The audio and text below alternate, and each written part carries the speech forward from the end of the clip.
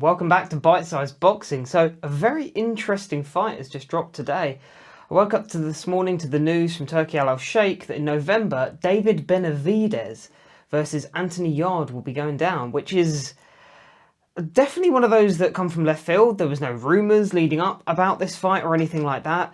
For David Benavidez, it's a strange fight because he was, I think, mandated to fight Callum Smith, but apparently they couldn't come to an agreement on the purse. So it's fallen to Anthony Yarde. Now, for Anthony Yarde, this is very much on form. Anthony Yarde has had a very weird sort of history of basically fighting journeyman and completely miscellaneous opposition, and then just fighting up to fight pretty much the most elite people in the division. He did that all the way back in the day with Kovalev. He then did that more recently with Beterbiev. I was at that fight, and that was a brilliant fight. It was one of those fights that I think on TV it looked more competitive than it was if you were there in the flesh, because in the flesh you always got that feeling.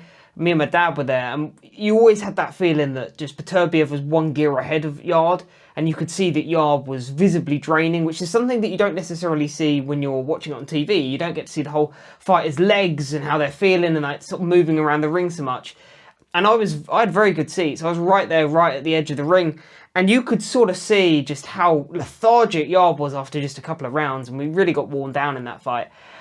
And then he'll just drop right back down. I mean, the only opposition that Yarde's ever faced that is in between at all would be Lyndon Arthur. And now Lyndon Arthur is a domestic level fighter here in Britain. So a very strange career. He's been managed very weirdly by Tunde. Again, he just sort of fights elite, journeyman, elite, journeyman, journeyman, journeyman, journeyman, elite, and it's just that's how he's done his career. It's a weird way of doing it, but it's just how he's managed his career. Benavidez, on the other hand, has been on a very good run, obviously coming off that great win last year against David Morrell. And then obviously prior to that, he fought Gvozdyk, which again was a very good win in its own right. Yes, Gvozdyk is a little bit long in the tooth now, but still a very, very good win and a very good fighter, even now at his advanced age at, nearly 40. So, look, Benavidez has been looking brilliant as of recent. Obviously chewed up and spat out Caleb Plant as well a couple of years ago.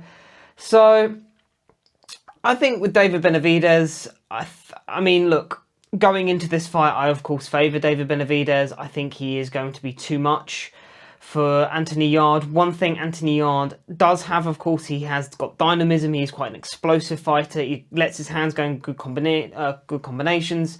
He's also somewhat fleet on his feet when he wants to be early in a fight. But one thing that historically he has always struggled with, particularly when he has been at a high level, I think a la Kovalev and definitely against Beterbiev in both of these fights, he tires massively. His gas tank is not good. He is a very muscle-bound light heavyweight. He's, can see a lot of that is very pumped-up muscle. He's a very big guy, very stocky guy. Whereas with someone like David Benavidez, yes, he is a massive, massive guy, but he's more naturally solid, if you know what I mean. David Benavidez doesn't look like someone who's pumping weights. He's just a big guy. Whereas with Anthony Yarde, he looks like somebody who's there, hitting every machine in the gym. And you can see that in the way they fight. David Benavidez, although he's quite robotic and quite upright, and he almost, he looks like a mummy in there in his movement, and it's a bit awkward looking. He doesn't tend to tire in fights so much. He's got a very good gas tank, brilliant output. Whereas Yarde, on the other hand, is someone who has to be a bit more conservative. He has to sort of manage his gas tank a bit more. And also, I think from a boxing point of view, Yarde is somebody, because he's stayed with Tunde far too long, he hasn't developed his game to the level you'd like to see. Yarde, when he first arrived on the scene in, oh my God, it must have been about 10 years ago. Warren signed him in about 2015. And he'd been fighting in what was called the Queensberry Boxing League, which was essentially like semi-pro white collar. One of my good friends actually fought in it. And the level there is obviously very low. And so he came from that sort of level, and he just sort of started boxing lots and lots of journeymen to kind of, almost like the Mexican method, where they, rather than having a storied amateur career, they just have loads of journeymen to build them up, and then they build their pro career from there. So Yarde took a very similar route to that. And at first, I would say it was working, because although he was fighting, I remember people like Richard Hobbs back in the day and people like that, you could see talent there. But there and then, once he got to that level, that's when he should have left Tunde. Of course, he stayed with Tunde, and to be fair, his boxing hasn't improved since then. So as a result, he's kind of just completely stagnated as a fighter.